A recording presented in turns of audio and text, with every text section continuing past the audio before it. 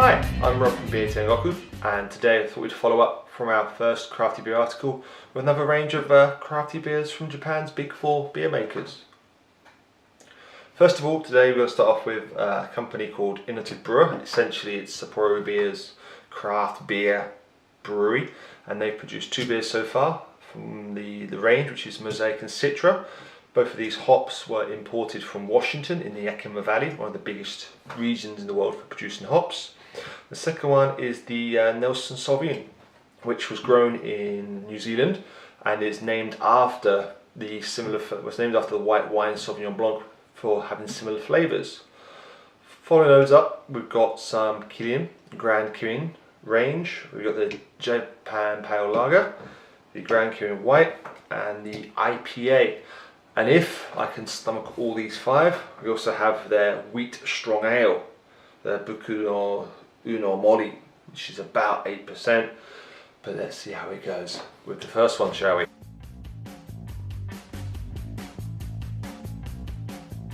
So this is the Mosaic Citra. It's come out kind of a golden colour, can't see very well. Not much head on top. The aroma, I mean, supposedly there's Mosaic in there and it's supposed to bring a passion fruit, but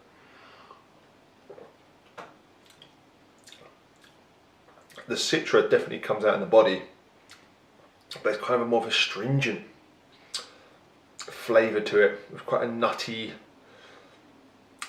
aftertaste. I mean, Mosaic, if you've ever tried TDM 1874, the Mosaic ale, that shows you the punch that Mosaic hops have, but this doesn't really have it, and it's 4.5%. There's a slight washing up liquid aftertaste to it, but I really couldn't recommend it, to be honest. It's a waste of Mosaic and Citra, depending on how much they used. They could have just used a couple of kilos. Nah, probably a bit of a more than that. But no, that is a miss.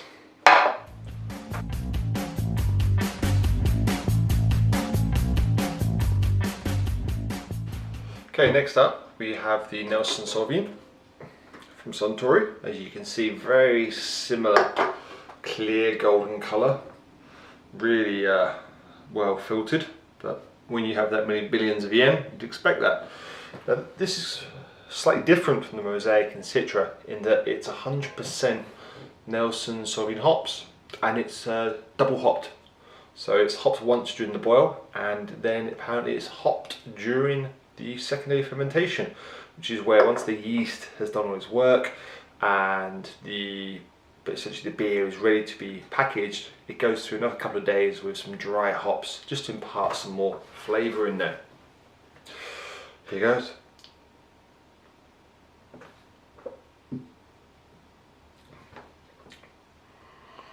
It definitely does have a dry sweetness to it. And it definitely does have kind of a winey nose to it. Not quite Sauvignon Blanc, I have to say.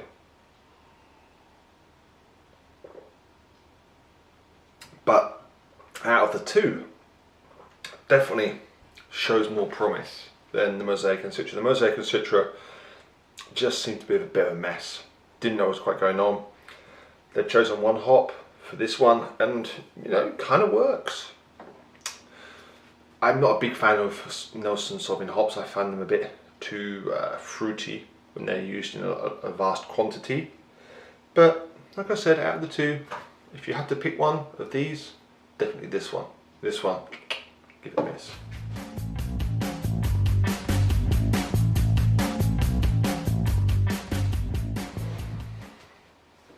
Okay, so third up, we're on the Grand Kirin JPL, so it stands for Japan Pale Lager, and 3 beers in, looks pretty much the same, to be honest.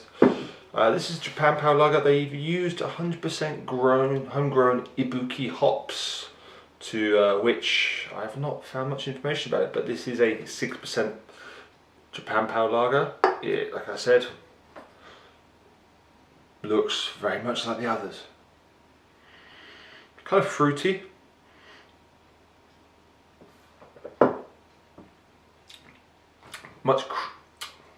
Bit more buttery than I expected. It's a bit softer in terms of combination compared to the previous two. There's a slight residual pininess to it.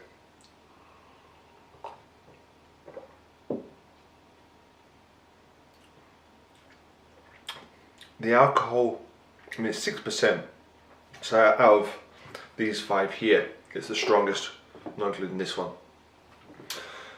The alcohol definitely is detectable when it's warmed up, and it just leaves a sticky taste on the palate. Would I buy it again? Of course not.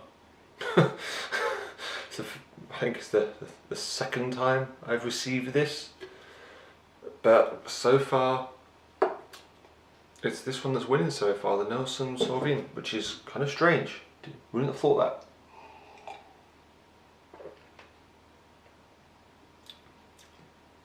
This just tends to froth up in your mouth when you just go back to swallow it. You get this sudden fart. Doesn't really agree.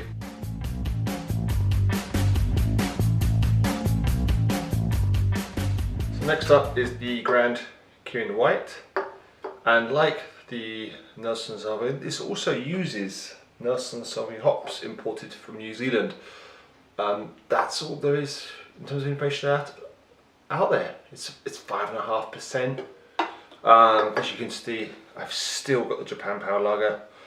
It's just not going down well. I'm going to leave it there. Maybe at the end of this video it could still be there. But again, this one, like the Japan Power Lager, doesn't really have much of a... Oh, hang on a minute. It's got a sweet nose coming to it.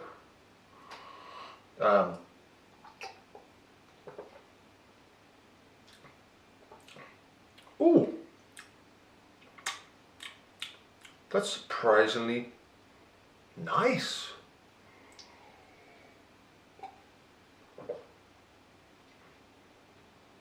Like the Japan Power Lager though, oh geez, it does suffer from a weird carbonation in that when you do drink it, it seems to somehow expand inside your mouth. And if any of you know physics and obviously chemistry and the conservation of mass, it's not really possible. But somehow this seems to expand in your mouth.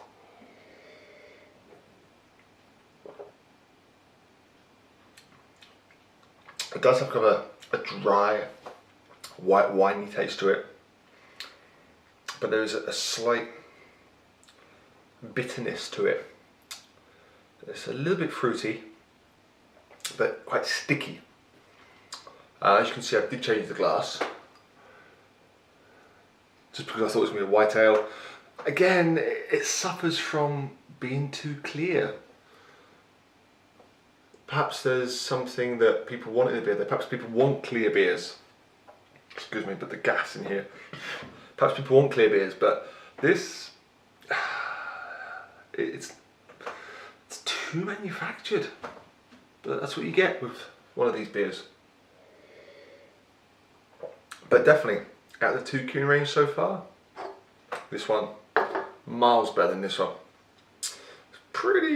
I'd say these two are pretty close to the Nelson Sauvignon from Sapporo.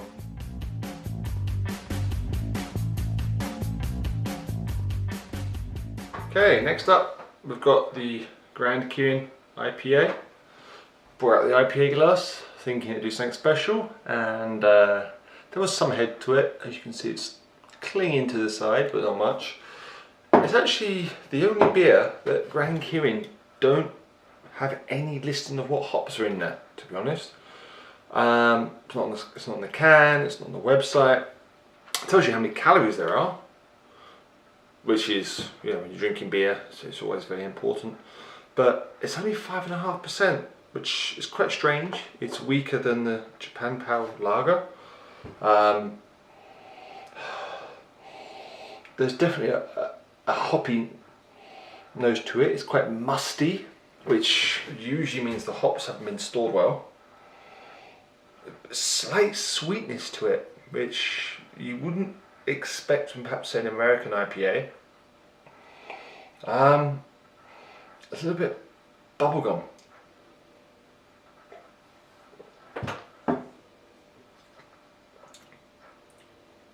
Oh, the body is lemony but watery, quite thin. The flavours don't linger. If you've never drunk an IPA before and you'd heard about it, you know, that general high levels of bitterness, this would surprise you because it's not bitter at all. There's no lingering bitterness, there's no creeper bitterness, it's just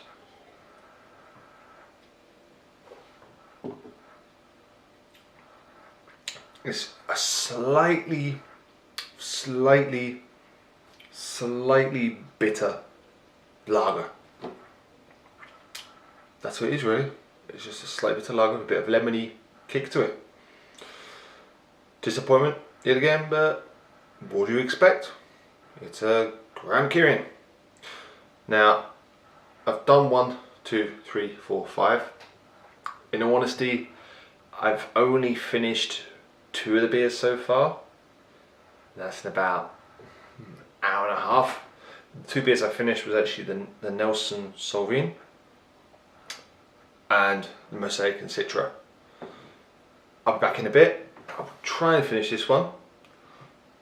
Probably won't, but the final one will be the wheat strong ale, which is the bonus one. In a bit.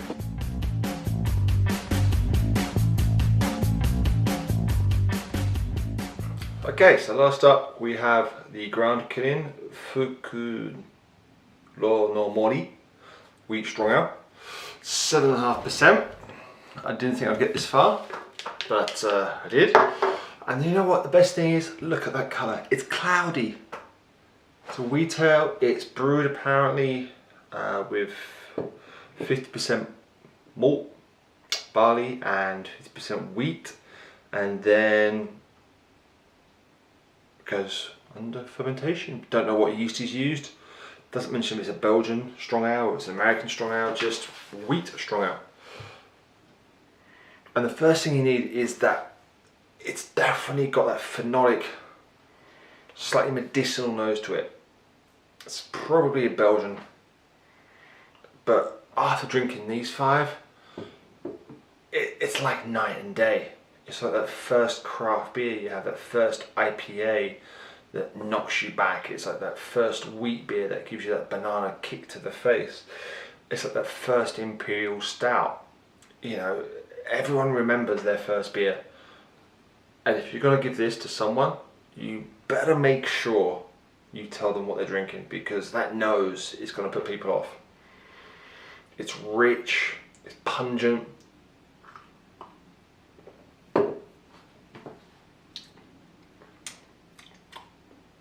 It's watery. It's kind of like got butterscotch in there, a bit of banana, some cloves. It tastes more like a Weizenbock. I'm sure we'll talk about it a bit later in our sources of styles, but they are quite strong beers, good for winter. And with Kirin, they've done something, I dread to say it, right. Now this was a winter beer. 7.5% is definitely going to warm your cockles up. I want to piss on it. I want to say it's bad, because that's me.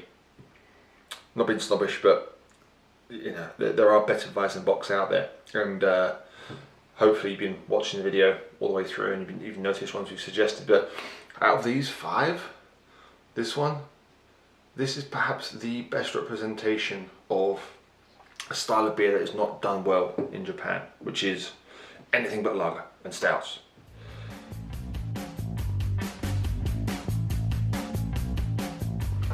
So just to round up, drank the 6 beers. In all honesty, if you want to give something that might convince someone to try something different from a lager, Nelson Sauvin. It's got some flavour to it. It's not going to destroy their taste buds, but it will get them piqued. Like, oh, there is something else I can drink. If you want to get someone drunk very quickly and you want to blindside them, then definitely the Fukuro no Mori, 7.5% is going to get them going.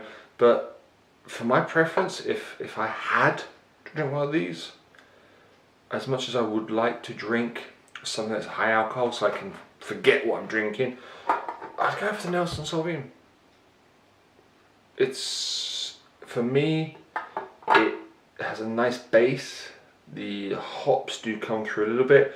Of course, we did have the Grand Kirin White, but I felt that was too watery. Okay. Thank you very much for watching.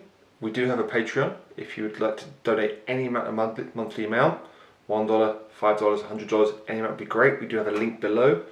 Please, thank you. Leave comments. We want to hear back from you. Hopefully, this will be the first of many video reviews, and yeah, keep drinking.